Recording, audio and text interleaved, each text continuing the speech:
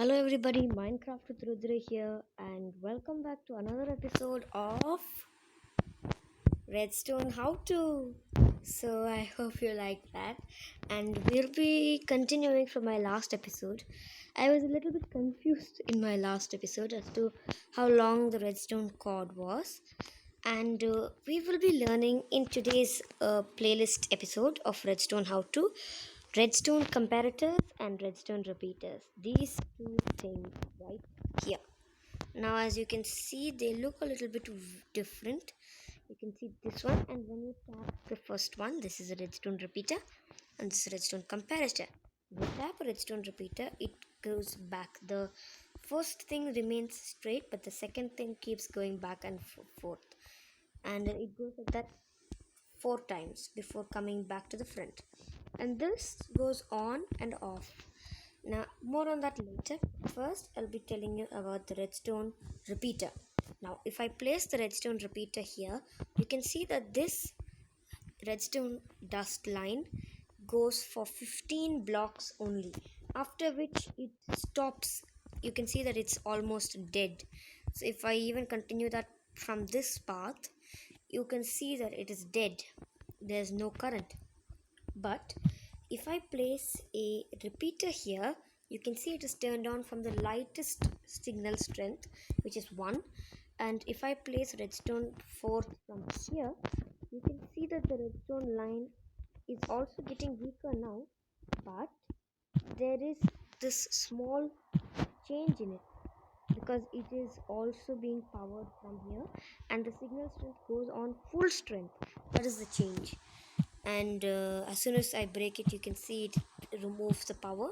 So you can guess that this is the power source, but only if the repeater is powered will it help.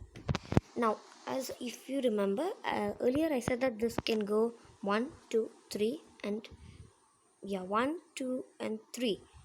So usually in redstone terms, this is 1, this is 2, this is 3, and this is 4 coming back to 1. So what is the purpose of that, you may ask? So to demonstrate this, I will be going a little bit further over here. I will take a lever, and I will, if I'm not wrong, you can activate it like that. Yes. So you place a few dots of redstone here. So if this is the normal speed, you can see that it goes immediately, right? But if I do this, you can see it took a small, maybe 1 or 2 seconds. And if I do this, did you see it took a longer time? And if I do that and do this, off, it took so much time to off. And if I did that again, it took so much time to on, right? So I will do this and keep this completely back so that you can see the significant difference. Did you see it took time? Whereas if I do this same thing with a bunch of let's do that, you can see it goes immediately, but this one takes time. Even to off it takes time, and to on it takes time. Now redstone repeaters, I can't cover everything about repeaters and comparators in one video, so I'll be putting another video out tomorrow about comparators, redstone comparators, but today we'll stick for repeaters. And one easy way of making something called a redstone clock to repeat the signal is, so if you have a sticky piston here and I have activated it once, right? So I want to activate this continuously and I can't keep doing this. Okay, this is not a very likely scenario. Let me use something like a dispenser and put a bunch of arrows. Yes, you would fire arrows, so I will keep a bunch of arrows. I'll keep this dispenser, put some arrows in that, and put a block in front here. So now I want to fire these arrows, so I can do this. But if I want to continuously fire them, what do I do? You can use something like called a redstone repeater, which you can use to create a redstone clock.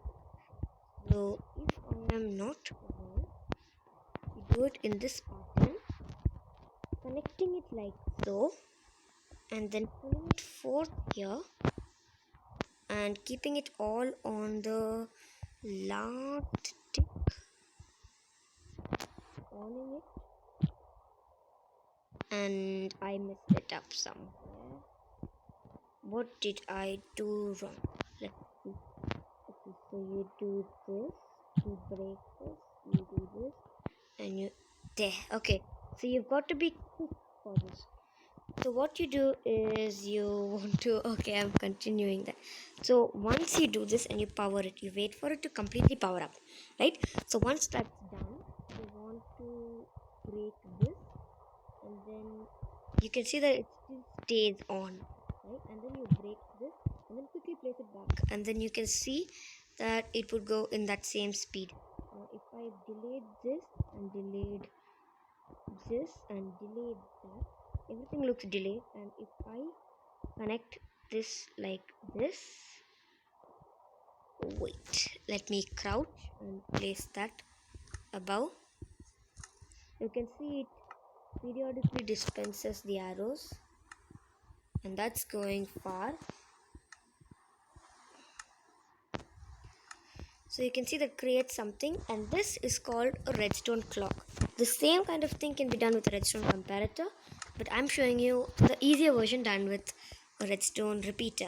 And this can also be done with, I feel like comparators are easier to use. I mean, except for their structure, that's a little hard. I'm going to turn this repeater off because it can get really annoying. So I'll leave that like that for now. And that's almost everything, if I am not wrong, about repeaters that I know of. I don't think there's much to repeaters except for delaying the impulse. And sorry if my terms are wrong, because this is what I have taught myself. So you can see that it goes like this, and whichever side. In one more thing, it's I don't think I'm thinking of people are stupid, but I myself got this wrong.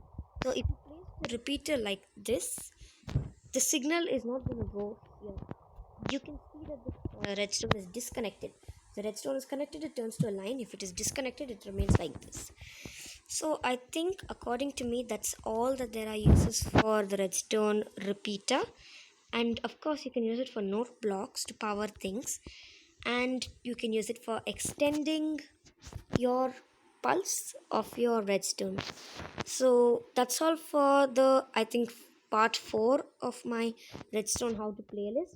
Hope you enjoyed, and come tomorrow to see. And I don't think you realize that it's raining the whole time. That's just my luck.